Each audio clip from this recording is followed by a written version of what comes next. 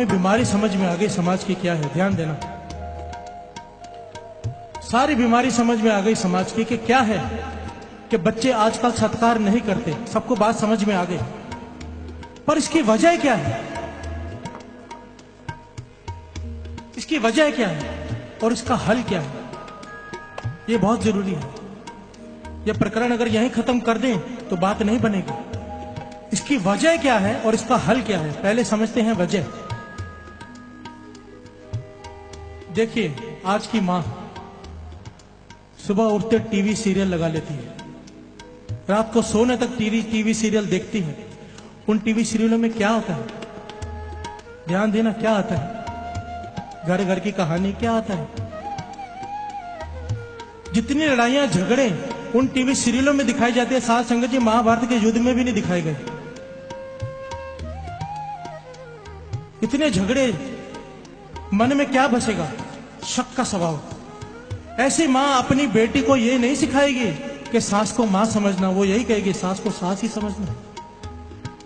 ऐसी मां अपनी बेटी को यह नहीं कहेगी कि देवर को भाई समझना, देवर को देवर ही समझना।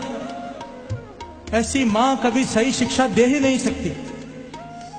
तो जड़ है मां। यहां पर औरत ही औरत के दुश्मन है। साथ संगत, जड़ है मां। हम अपने बच्चों को एक आशीर्वाद देते हैं, ध्यान देना, कि जा ससुराल में जाके राज करेगी। अरे राज करने के लिए भेज रहे हो? राज करने का मतलब होता है कि हुक्म चलाना। हुक्म चलाने के भेज रहे हो? आशीर्वाद दिया करो कि जा वहां जाके सेवा करेगी, उनकी प्रसन्नता लेगी। ये आशीर्वाद तो कोई नहीं देता। ये देते हैं कि जाके ससुराल में राज करेगी। क्योंकि भाई गुरदास जी कह रहे हैं, मैं नहीं कह रहा। कोई मुझसे झगड़ा करने ना आ जाए बाद में, भाई साहब आप हमारे लिए कह रहे थे। ध्यान से बात को समझने की कोशिश कीजिए। भाई गुरदास जी कहते हैं कि विवाहने के बाद, शादी के बाद तू अपने माता पिता को भूल गया। शादी के बाद क्या होता है? एक नई लड़की घर में आती है, वो ऐसी पट्टी पड़ा देती है बेटे को कि वो अपने माता पिता को भूल जाता है। जम्मे साईं विसारिया, विवाहया मां प्यो विसारे। भाई गुरदास जी कहते हैं।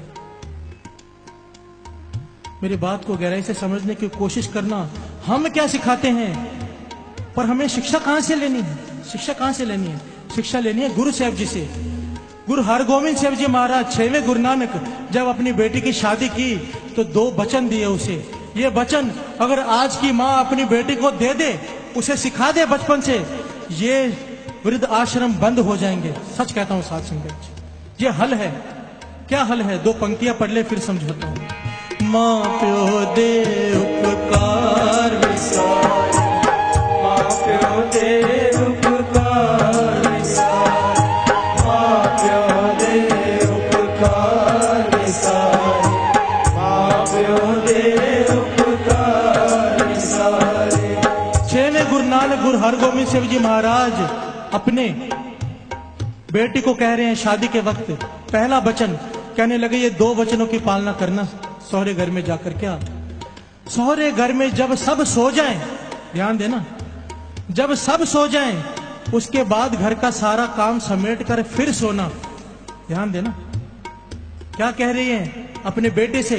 सौरे घर में जब सब सो जाएं, उसके बाद घर का सारा काम समेट कर सोना। और इसका मतलब ये नहीं कि सबसे आखिर में उठना और सबसे पहले अमृत वेले उठना। प्यार से बोलिए धन गुरु नानक। सोना सबसे बाद में, उठना सबसे पहले अमृत वेले। ये पहली शिक्षा। मन में विचार कीजिए, क्या हम अपने बच्चों को ये सिखाते हैं? हम तो कहते हैं जाना, पति को अपने वश में करना, नहीं तो तेरा बुरा हाल हो जाएगा। उल्टी सीधी पट्टी पढ़ाते हैं और घर घर में झगड़े शुरू हो जाते हैं।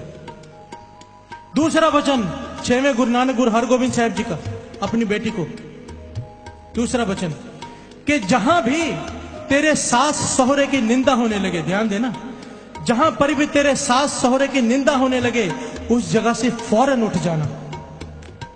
ये 2 वचन कोई पाल ले, 2 वचन गुरु हरगोविंद साहब जी के, घर में से कला क्लेश खत्म।